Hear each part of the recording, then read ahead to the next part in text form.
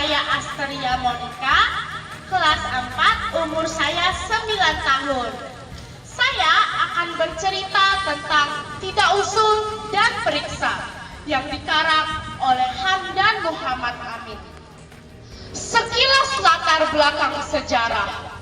Balai Nyabung adalah nama satu tempat di lereng Bukit Sembalangaan, Kecamatan Nangatayab, Kabupaten Ketapang. Zaman dahulu, wilayah ini termasuk wilayah kekuasaan Kerajaan Tanjung Pura di Kartapura yang dipimpin oleh Muadzidin, yang sekarang berada di Tanah Merah di dekat desa Muara Kayung. Pada abad ke-17, Pangeran Irenata bersama keluarga dan kaum kerabatnya pernah bermukim di Balai Nyabung. Ia adalah putra mahkota Penembahan Giri Kusuma, yaitu Raja Tanjung Pura yang kelima. Terjadi perselisihan paham dengan Sultan Muhammad Zainuddin yang berkedudukan di Matan. Bersamaan itu, 300 tahun pun berlalu. Kisah sepasang suami istri pun terjadi dengan judul Tidak Usul dan Periksa. Begini ceritanya. Pada zaman dahulu, ketika hari masih pagi, sang surya masih bersembunyi di balik bukit. Puncak Bukit Sembelangaan diselubungi embun yang perlahan-lahan bergerak, diburu oleh angin timur yang sedang berhembus. Dari kejauhan tampak asap mengepul dari bumbung sebuah pondok ladang. Tempatnya adalah Balai Nyabung. Konon, disinilah bermukim sepasang suami istri. Mereka baru mempunyai anak pertama, laki-laki, setelah 3 tahun melaksanakan pernikahannya. Danding nama sang suami, Punau nama sang istri, si kecil bernama Dondang. Mereka mempunyai kucing bernama Lutung.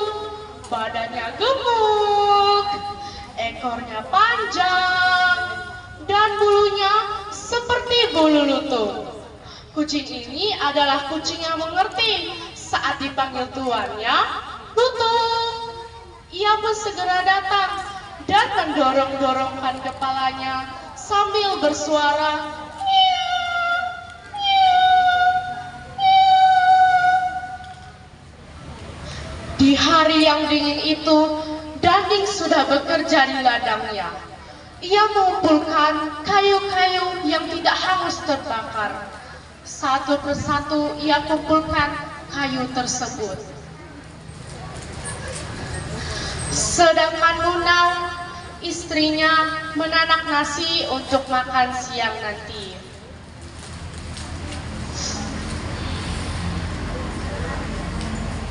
Sambil merawat Dondang,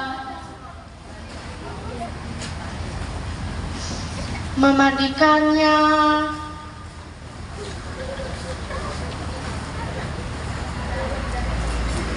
memberi ia makan,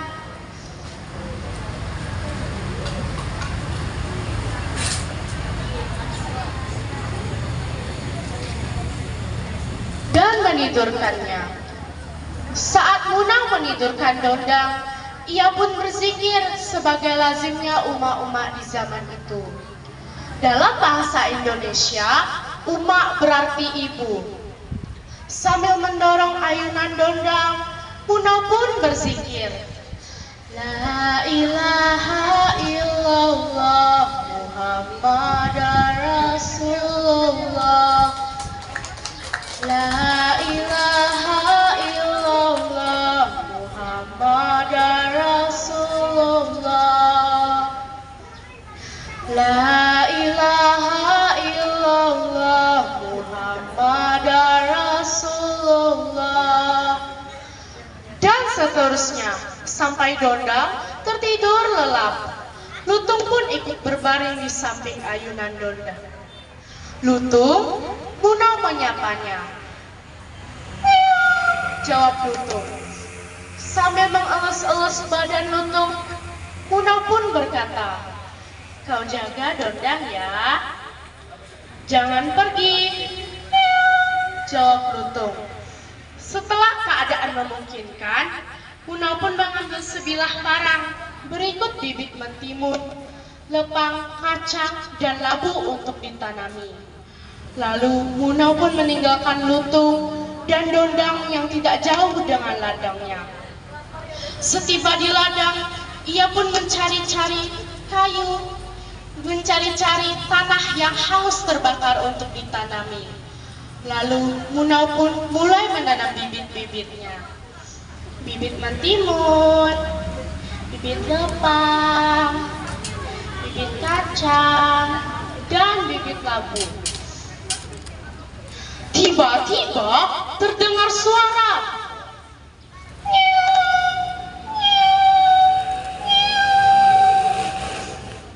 Lutung berjalan terseok-seok melewati tunggul-tunggul kayu menuju tuannya berada. Munau dan Danding pun terkejut melihat kucingnya berlumuran darah.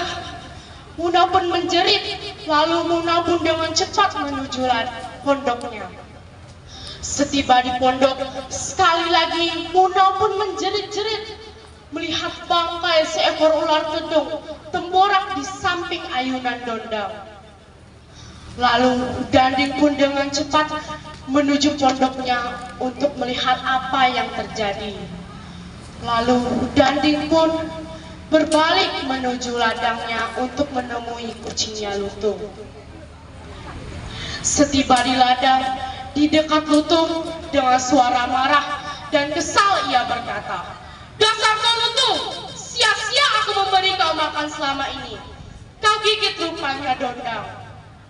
Seketika itu juga, Danding pun dengan cepat mengambil ranting kayu yang ada di tangannya. Dengan suara marah dan kesal ia berkata, "Pergi kau Lutung, pergi, pergi yang jauh dan jangan pernah kembali lagi." Ia mengatakannya sambil mengibas-ngibaskan ranting kayu yang ada di tangannya. Lalu Lutung pun pergi, seakan-akan ia tahu akan perbuatan atau perkataan tuannya. Ia pun pergi sambil bersuara,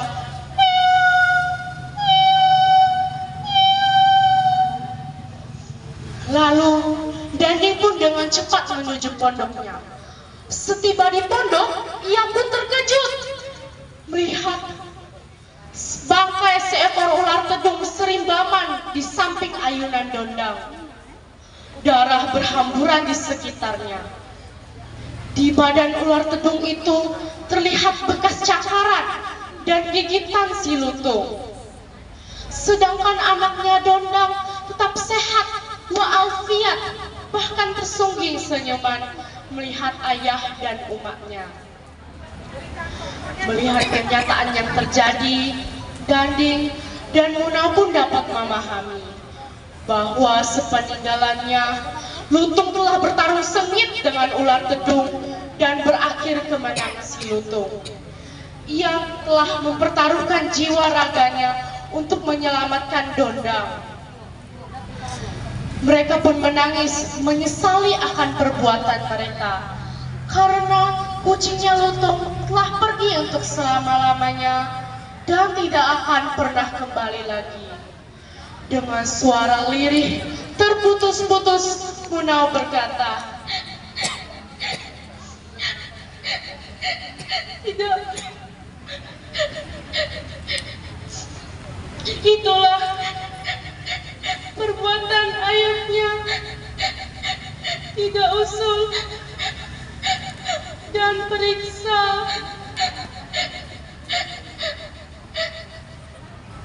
Nah, begitu ceritanya. Amanat yang bisa kita ambil dari cerita ini adalah kita tidak boleh menuduh sembarangan sebelum mengetahui bukti atau fakta yang sebenarnya. Dan juga sebagai kita manusia harus teliti dan jangan gegabah. Seperti pepatah Melayu mengatakan, sesal dahulu pendapatan, usaha kemudian tidak berguna. Demikian cerita dari saya dengan judul Tidak Usul dan Periksa. Terima kasih. Beri tepukan yang meriah untuk nomor urut 6.